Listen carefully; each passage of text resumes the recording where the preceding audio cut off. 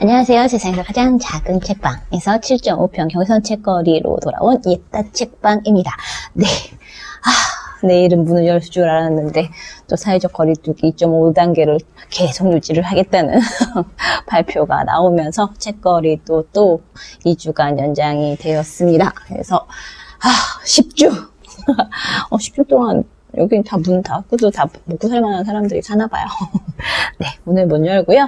네, 뭐 작업은 점점 이제 책방을 계속 해야 되나 막 고민 중인데 여튼 있는 날까지 최선을 다해서 한번 해보도록 할게요. 오늘은 2월의 첫날입니다. 2021년 시작할 때 한진중공업 김진숙 지도위원이라고 해야 되나, 노동자의 복직투쟁을 응원하면서 소금꽃나무를 소개를 시켜드렸는데 여전히 투쟁이 계속되고 있죠. 벌써 한 달째 접어들었는데요. 같이 이제 연대투쟁 하시면서 단식을 이어가시던 이제 시인, 송경동 시인이 이제 쓰러지고 막 이렇게 응급실에 실려가고 막 이런 상황이 되고 있는 것 같아요.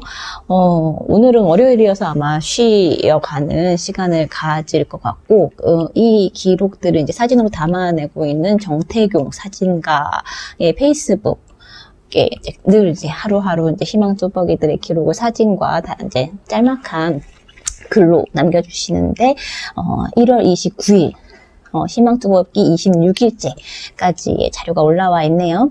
어느덧 모레면 경기도 평택 도착. 온 힘을 다한 속도로 걸어가는 김진숙을 쫓아가다 보면 계속 생각나는 2011년의 소금꽃 찾아 천리길.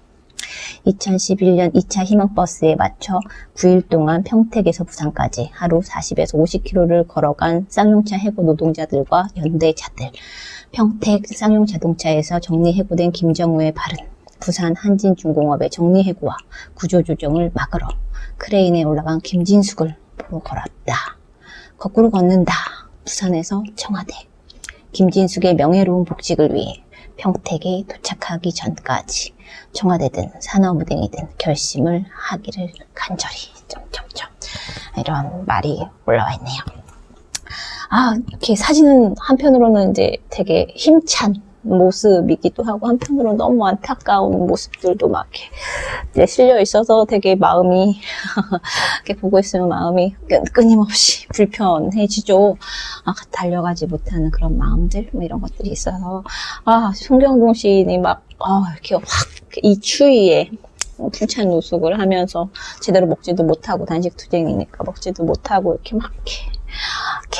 피골이 상접해가는 그런 모습들도 사진에 올라와 있기도 하고, 파나가 이윤엽 작가는 또 그거 가지고 또 이제 사진 보여주면서 또 파나 작업을 하기도 하고 막 이러고 있는데, 이 사람들이 목숨을 내놓아야 우리가 그나마 귀를 기울이게 되는 현실, 이런 세계가 참 어떻게 보면 끔찍하다 이런 생각들도 되게 많이 했어요. 송경동 시는 사실 제일 좋아하는 시집은 사소한 물음의 답함이라는 시집을 더 좋아하는데 그 책이 없어서 5년 전에 나온 책이에요. 시집으로는 이게 이제 제일 2006년에 나왔던 것 같은데 맞네요. 2016년에 출간된 5년 전 묶어내시고 그 이후에 다시 이제 아직까지 새로운 시집 소식은 없는데 이 시집도 어쨌든 맥락들이 되게 비슷하기도 하고 그래서 나는 한국인이 아니다를 오늘은 연대의 책으로 가지고 왔습니다. 시인 소개가 되게 짤막하게 돼 있어요. 여기는 1967년 전남 벌교에서 태어나 2001년 실천 문학을 통해 작품 활동을 시작했다. 시집 꿀잠, 사소한 물음들의 답함, 산문집 꿈꾸는 자 잡혀간다가 있다. 천상병 시 문학상, 신동엽 문학상을 수상했다. 라고 되어 있고요. 뒤로 가면 정희성 시인의 글이 올라와 있어요. 시집의 마지막 페이지를 덮고 눈을 감는다. 서정시를 쓰기 힘든 시대라는 브레이트의 시가 생각난다. 어떤 위대한 시보다 더 넓고 큰 죄 짓기를 마다하지 않기를. 시인과 죄수. 예, 잠시 바깥에서 누군가 문을 열려고 해서 문을 닫았다는 사인을 방금 보냈고요. 다시. 어떤 위대한 시보다 더 넓고 큰 죄짓기를 마다하지 않기를. 시인과 재수에서 인용한 문구인데, 이런 것을 다짐하는 송경동에게 왜 좀 더 서정적이고 기교적인 시를 쓰지 않느냐고 묻는 것은 어리석은 일이다. 그는 이미 우리에게 빛나는 시의 한 정점을 보여주었고, 그것은 김수영의 저 유명한 시는 온몸으로, 바로 온몸을 밀고 나가는 것이라는 명제를 그야말로 온몸으로 밀고 나간 결과였다. 나는 육성이 잦아든 우리들의 시대에 송경동의 절규를 들을 수 있음을 다행으로 생각한다. 젊은 시인들이 모두 송경동처럼 목청을 높여야 한다고 말하고 싶지는 않지만 송경동 같은 시인이 하나도 없는 세상은 너무 적막하다 라고 써주셨네요. 송경동 시인의 시, 제가 기억력이 좋지는 않아서 막 이렇게 어떤 시 내용을 이렇게 기억하고 있거나 한 편 읊어드리고 싶어도 이제 정확하지가 않아서 잘 떠오르진 않지만, 나라고 서정시를 쓰고 싶지 않았겠냐 하면서 이제 이렇게 이야기했던 시가 한 편 있어요. 송경동, 풀과 나무를, 바람을, 하늘을, 이런 것들을 나라고 쓰고 싶지 않았겠니? 근데 내가 서 있는 곳은 이래 라고 하면서 이야기했던 그 시가 줬던 울림이 되게 강렬해서 그 시를 막 찾는데 어디 있는지 모르겠네요. 네, 다른 시집을 좀 소개를 해드릴까 하다가 시집이 다 어디로 갔어요. 집에 또 아침에 나오면서 막 이렇게 갖고 가야지 하면서 막 찾는데 잘 안 보여. 눈에 확 안 띄어가지고 일단 이 책을 갖고 왔고요. 나는 한국인이 아니다는 고귀한 유산이라는 시로 시작을 해요. 읽어드릴게요. 한숨이 먼저 나네. 고귀한 유산. 내가 죽어서라도 세상이 바뀌면 좋겠다며 내어줄 것이라고는 그것밖에 남지 않았다는 듯 노동자들이 목숨을 놓을 때마다 죽음을 이용하지 말라고 보수 언론들이 이야기한다. 천상호수 티티카카호까지 가는 페루의 고산 열차는 1870년 착공해 완공까지 38년이 걸렸다. 공사 기간 중 2,000명 넘는 인부들이 죽었다. 중간역도 없이 만년설 속을 13시간 달리는데 딱 한 번 20분간 정차한다. 사람들은 기차를 탄다고 생각하겠지만 어쩌면 2,000명의 상여를 타고 가는 것인지도 모른다. 죽음을 이용하지 말라고? 사회가 우리의 삶을 이용 대상으로 삼지 않는다면 누군가의 죽음을 특별히 애도할 일도 없을 것이다. 우리가 스스로 선택해 내릴 수 있는 생의 정거장은 의외로 많지 않다. 그리고 또 다 여기저기 태그를 붙이고 싶었는데 여기는 되게 그야말로 오픈 시가 있어요. 허공클럽. 부산 영도 한진중공원 85호 클레인에서 김진숙 씨가 수백일째 고공농성으로 기네스 기록을 갱신하고 있을 때 아이디어가 많은 박정규가 고공클럽을 제안했다. 그간 평지에서 살지 못하고 고공으로 올라간 사람 100명만 엄선해 모아보자는 계획이었다. 기륭전자 비정규직 투쟁 때 포크레인에 올라간 나도 당연히 회원일 거라 했는데 그만 탈락하고 말았다. 농성하다 떨어져 병원 신세까지 진 나를 왜 빼느냐고 항의하자 거긴 5m밖에 안 돼. 자칫 고공클럽, 거긴 5m밖에 안 돼. 자칫 고공클럽을 희화할 수 있단다. 제일 높이 오른 이는 현대 하이스쿨 비정규직으로 130m. 정이 불만이면 저공클럽을 만들란다. 슬픈데 참. 다른 후보의 탈락 사유는 정말이지 너무했다. 그는 부평 GM대의 비정규직으로 한강다리 난간에 매달려 있다 강으로 뛰어내리기까지 했다. 야, 나는 30m도 넘는데 왜 빼? 하자 돌아온 대답이 걸작이었다. 거기는 고공이 아닌 허공. 불만이면 허공클럽을 따로 만들라는 말에 모두 깔깔거렸다. 그렇게 피눈물 없이는 바라볼 수 없는 시절들이 모여 지상에선 존재할 수 없었던 아름다운 사람들의 클럽 하나가 만들어졌다. 막 웃기면서도 막 어떡하죠? 이게 5년 전 시집이고 시는 시집이 출간되기 이전에 훨씬 이전에 글들이 쓰여졌을 거잖아요. 세상은 왜 계속 더 나빠지지? 뭐 이런 생각들 계속 들었어요. 지금하고 너무 비슷한 시가 또 있어요. 공장은 무덤을 생산한다. 무슨 시가 나올지는 아시겠죠? 사례만 계속 바뀌는 것 같아요. 공장은 무덤을 생산한다.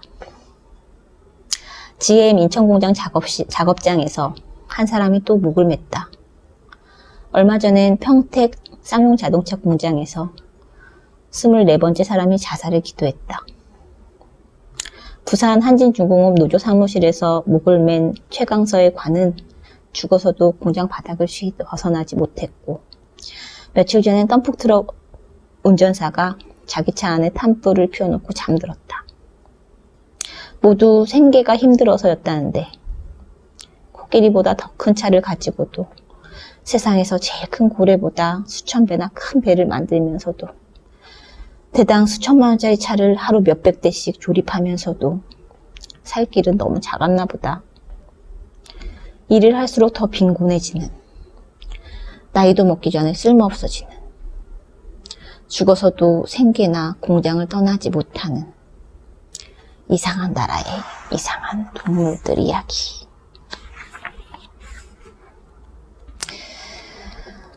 이런 시들이 실려있는 시집이에요. 홍명돈 시인 응원 삼아서 현재까지 시집 3권 정도 나와 있는데 많이 사주셨으면 좋겠어요. 사서 응원의 메시지라도 얼마 안 하잖아요. 전달이 됐으면 좋겠다는 생각하고 마지막으로 시인의 말 읽어드릴게요. 희망버스를 기획했다는 제목으로 부산구치소 0.7평 독방에 갇혔을 때 비로소 자유의 참맛을 알았다. 참 신기하죠. 하루 세끼 변기통에서 씻기를 세척하다 보면 마음이 한없이 소박해지고 깨끗해졌다. 하루 30분 창살 틈으로 들어왔다가는 다람쥐 꼬리만한 햇빛에 얼굴을 내밀어 해바라기 하는 일이 참 놀라운 일이었다. 갇히고 나서야 내 안에서 세월이 흘러도 자라지 못한 채 어둡게 웅크리고 있던 한 아이를 떠나 보낼 수도 있었다. 잘 가라. 한없이 아팠지만 고마웠던 세월이여.